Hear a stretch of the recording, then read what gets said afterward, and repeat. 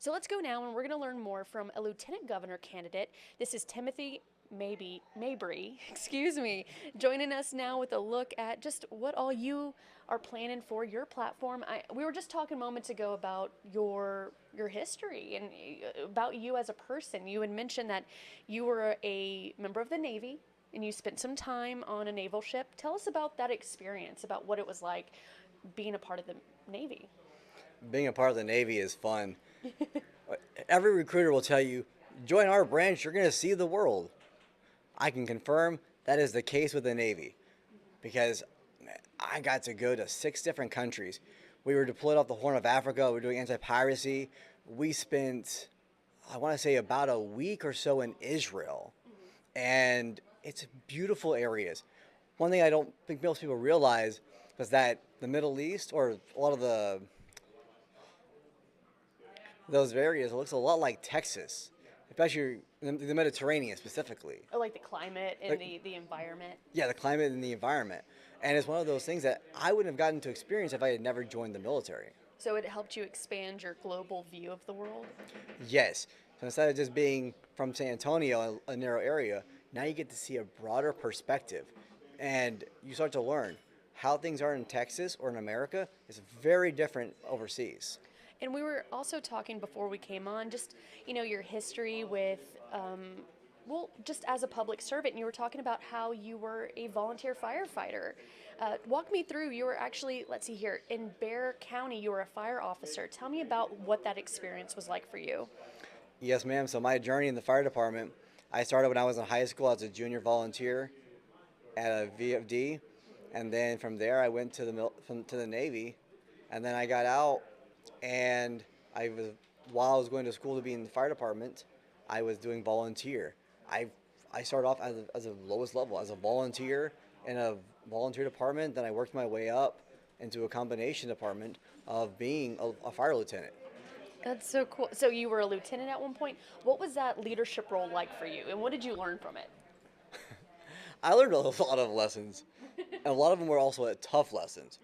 I've learned that true leadership isn't just about a title. If you have to say what your title is, you're doing something wrong. There's only a very few circumstances where you might need to use that, but those are very, very few. True leaders will push forward first without asking. They're not going to say, "Oh, I want the acknowledgement of this title," and that's an important factor because you learn the public service, you learn the servant leadership mentality. Because if you want to lead and you want to inspire people, it's do what I say, but also do what I do. Lead by the example first. Because if you just tell someone, hey, go and do this, and just sit back and not do anything or coach them, they look at you like, why should I trust you? They want you to be forward thinking. They want you to be there in the trenches with them. Because you're never going to know everything. When the tones hit, you're going to get situations, circumstances that you might look at and say, I have absolutely no idea what is going on here. But that's when you rely on other people. That's when you dig deep and still have to make a decision. But it's being assured, it's being with the people in there. Like, hey, this might be a bad sandwich that we're about to eat, but we're going to eat it together. And I know you're running for lieutenant governor. What encouraged you to go that route rather than maybe as a governor or other position? What led you there? It's first and foremost, it's God. The past couple of years, I've been, God's been preparing me to get into politics at some point. In 2024, I was looking to be a precinct chair, and I was really pushing down that realm because I was learning. Typically, you want to start a precinct chair, local community, and then work your way up, learn the ropes. But as I was pushing in that realm, one Sunday at the church I was going to, the pastor comes up to me and says, I got a word for you. I was like, okay. He said, quit trying to figure it out. It's not yet. This is the word for you. I'm like, okay. So I knew exactly what that meant because that was what I was really trying to push. So I backed off of that being a precinct chair. And then January 7th, 2025, at a church we started going to in San Marcos, Texas, I get called out in front of everybody. Mind you, we've been only going to this church full time for maybe 6 weeks. I didn't have in-depth conversations with a pastor or his wife, and a lot of the stuff that God shows me, I hold it tight. So that morning, I get called out in front of a crowd of about 100 people. And I'm called to be a shepherd of his people, and the time was now.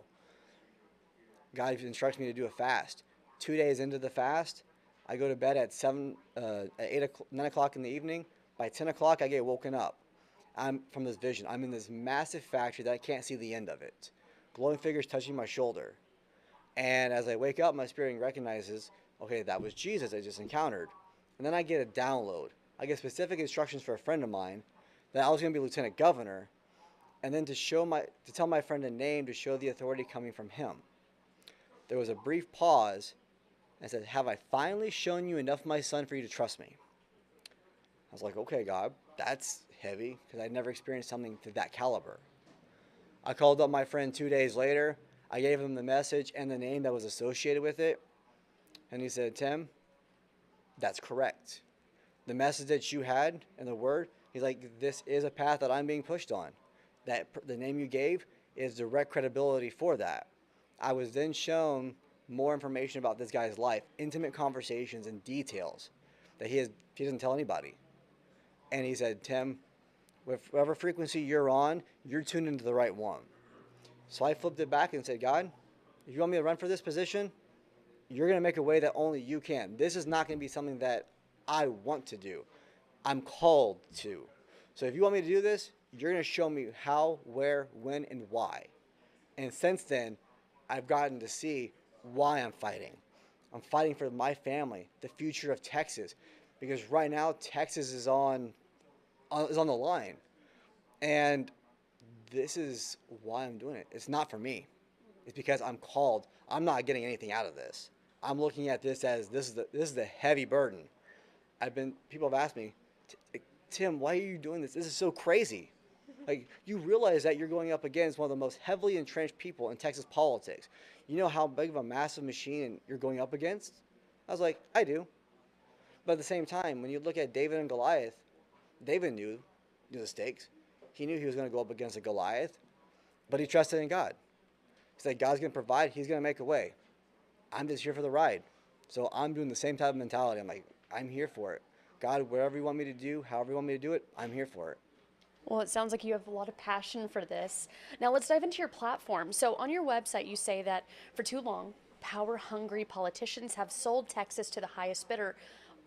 Explain to me, what exactly does that mean, and what are you trying to say there? Oh, I'm saying just like we see. We have politicians who are selling out to different agendas. Right now, we have the World Economic Forum that we're trying to get more back to Texas from foreign countries, foreign entities. That's more ties. We want to do more stuff for here. We want to give Texans opportunity, Texans the jobs, Texans companies the money to profit. But yet we're going outside to different agencies, different countries, and say, we want you to bring your money here so it can go back to your country. And we watch backroom deals that occur and policies that people want don't happen. This past year, the hemp industry, for example, that got criminalized, and that was being pushed after heavily. And majority of conservatives and people throughout Texas wanted regulation. Governor Abbott wanted regulation.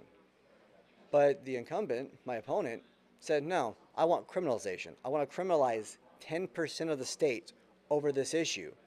And when you start following the money trail, there is payouts. There are suggestions to how things happen. And as a sixth-generation Texan, I'm taking a look at that and saying, okay, plants and products that have been around for centuries that we have used in the dawn of our time are now being criminalized, and for what purpose? That's not common sense policies. And there's many, many examples of this. And I'm sick and tired of watching the average Texan who bleeds, sweats, and sacrifices everything for this state to say, I don't have a representation. This is how we feel. So I'm stepping up and saying, look, enough is enough. Let's give a voice back to the people and away from the powerful, away from the lobbyists and these insider and backroom deals that happen, that sell us out. and poison our land. Let's go now to the conversation about the border. Also on your website, you mentioned that open borders had led to crime and the rise in modern slavery. Can you give an example on where you stand right now with the Abbott administration and what they've done to enforce the border security? Well, since Trump has gotten back into office, we have started to see more of an enforcement with our border, which is a great thing. Because with an open border policy, that means anybody and everybody can come in without being vetted. I do believe that we need to revamp our immigration policy and saying, look, we need to be more selective with who comes in, but also if you're here and you have a proven track record, let's get you a path to citizenship and not just a blanket, you're illegal, you're going away. Now, if you've paid the time, let's simplify the process, make it a little bit easier for you to come here. And some of the exploitation. I've heard stories from farmers who they'll get illegals who come over, and I actually disagree with this, but they will they'll have the illegals come in here and they'll work the fields. And then as the crop is finishing up, they call immigration. They'll call ICE and have the people deported. I have heard this story more than once throughout Texas. And that's disgusting. I've actually heard this throughout the United States, to where farmers will call in illegals to come in to harvest the crop at a low rate, but then when payday comes, they're calling immigration. I actually had two friends who were legal immigrants, who were Texans, who were doing that, who were working a field when that happened. Then they were still here at the farm. The farmer was like, "Why are y'all still here? I thought you were supposed to get picked up." It's like, no, we're citizens. They pulled out their driver's license, showed it. It's like, so where's our pay? It's like, I wasn't expecting to pay anybody. These are stories that happen. That's what I'm saying. It's exploitation of people. That's modern slavery. If someone's working, pay them a fair wage. Don't just say, "Hey, I'm gonna work. You're gonna work for me, and then I'm going to either undercut you, or I'm gonna get you out of here." Those same guys the next season were letting the people know, like, "Hey, this happens," and they said, "Yeah, we know. This occurs. It's a risk. We might have a livelihood, but it's a risk that we're willing to take to be here." Now let's shift gears to the education department, right? So on your website, you mentioned radical agendas and elite-backed policies are stripping power from families. Can you explain a little bit about that and how that relates to education? Yes, ma'am. So when it comes to the radical agenda, what I'm talking about is more of an indoctrination of our children. I believe that when it comes to it's teaching kids about sex ed, about our certain issues with our bodies, that should be taught by the parents. The parents have pushed that off to the homes, and that we have seen in my area, especially in Comal, we have seen adult material being pushed into the schools. We've seen pornographic type material that's being allowed in public school libraries, being considered, oh, this is educational purposes. I don't think that should be in public schools. Are you referring to banned books or just the material being used to teach those different programs in the classroom? So that's primarily in the libraries. Okay. So it's now considered banned, but this is what was going on. Mm-hmm. And I fully believe that you should not have those types of books easily accessed to kids, because how impressionable the minds are and how addictive those types of things are. And that's an agenda that I can't get behind. If you're pushing that type of stuff to our children, no. All right, let's talk more about the voucher program, the school voucher program. I know this is something that you're against as far as the latest program for this was eventually rolled out. But let's talk about how you say this robs rural and poor districts. Mm-hmm. Explain to me, what would you seek to repeal vouchers or any kind of reform for this current legislation that we have that promotes it? I would want to reevaluate it as a whole, because right now, as I see it, it robs Peter to pay Paul. Mm-hmm. The whole voucher program, we have majority of counties in Texas don't have a second option. We have a limited number of private schools that are primarily larger areas. So the rural areas, they don't have that option. So you're trying to pander and cater to a small group of people. The other part is most private schools are $10,000 to $15,000 a year. They're not just what the voucher's at; it's way higher. Most Texans that I know, they're struggling as it is. They can't afford to spend an extra $500 to $1,000 a month on anything else. The budgets and the bills are so tight that it's narrow margins. So they can't afford that. So that is pandering directly to a certain group of people. And then if you look at almost every state that has done a voucher program, hundreds of millions have gone missing. And I've talked to teachers who are in different school districts throughout the state, and they're raising the alarm bells. They're like, look, schools are going to be shutting down. I was at a teacher conference back in September, and I talked to a couple of the groups who represented schools, and they said, yeah, we're anticipating 10 to 15 schools that are going to be closing this year, like this school year, because of the voucher program. Because it's taking away money from the school districts and pushing it to private interest. And the other way I see it is now you're taking government money and forcing it into private schools. You're now forcing it into homeschooling. So now I consider that as government overreach. You're saying you must take this. Yes, you might have some rules with it, but still, that's a redistribution of wealth back to only a certain select few people. And that's not okay to me. Now, when you were at this meeting and you were talking to those teachers, what part of Texas would this impact, specifically when they told you that some schools would close? Where was this happening? That's happening in the larger districts or the Okay. larger areas. The rural counties, they don't have a secondary option. But some of the poor areas, like in South San Antonio, they don't have a lot as it is. So what they're seeing is that money and some of those students are going to go, it's going to follow them.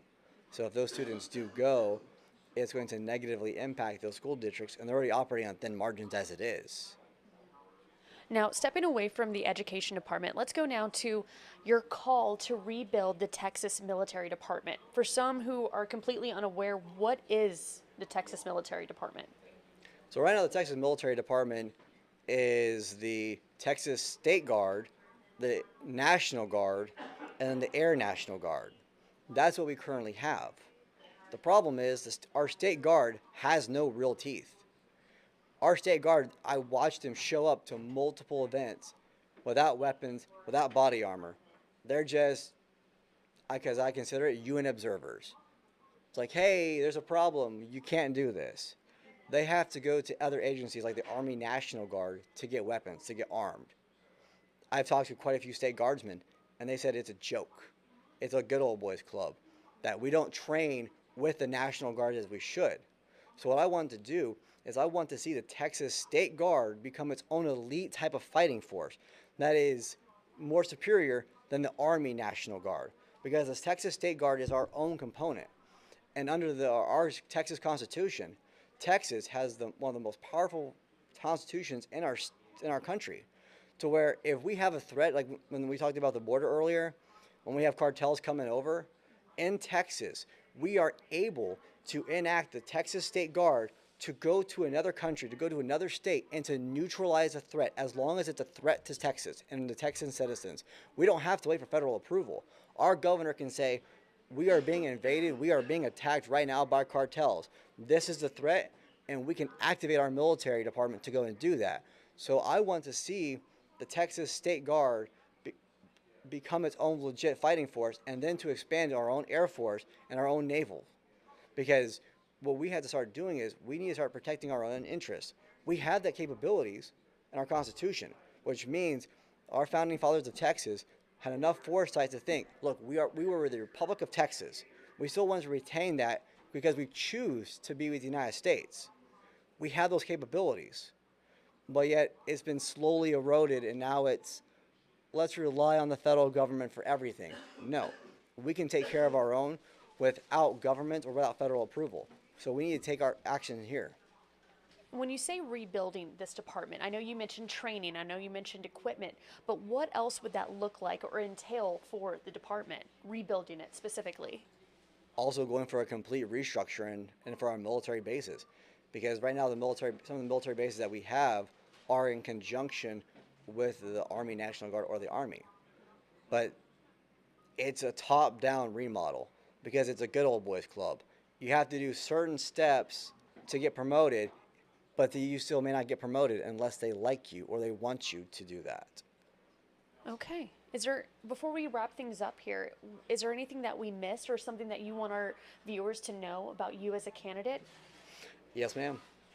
So, again, I said I'm a sixth generation Texan, but I have two little kids. My oldest is 3. Next Saturday is going to be my son's 2nd birthday. So I have 2 toddlers. So the most important time in their lives, when their foundation is set, when they have emotional attachments built in with their dad and their mom, I'm out here campaigning. I'm out here fighting for the citizens of Texans. I've drove almost 6 hours just to come here today because I feel so passionately about Texas. I'm willing to go away from my family at these critical times because I feel that we're in danger, and that if we don't step up and lead right here, right now, we're in trouble.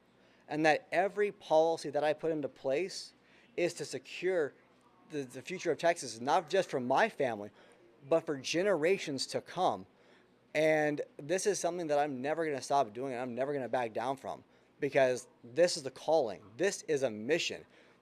The state's on fire. Our politicians have said we're going to be ignoring this. We're going to kick the can down the road. And being from the fire mentality, hey, we're going to come in here. We're going to save this. We're going to save this state before our foundation is fractured, because we're in danger right now. So if we don't come in right here, right now, and start righting the wrong and start saying enough is enough, let's give the voice back to Texans, we're going to lose this state. We're going to lose this country. Because the rhetoric that I've heard is whatever happens in Texas happens to the United States, and then so goes the rest of the world. We are a battleground right now, and if we don't get new leadership in, we don't get people who actually care about Texas and are true Texans, not wannabes, then we're going to lose this state. All right, there you go. Timothy Mabry, running for lieutenant governor, joining us here on East Texas Now. Is there a way for people to be in contact with you? Is there an event you have coming up that you'll be speaking at that we can see you next? How can we get in contact? Yes, ma'am. So you can go to my website at Timothy4tx.com. Once again, that's Timothy4tx.com. You can also email me at info@Timothy4tx.com.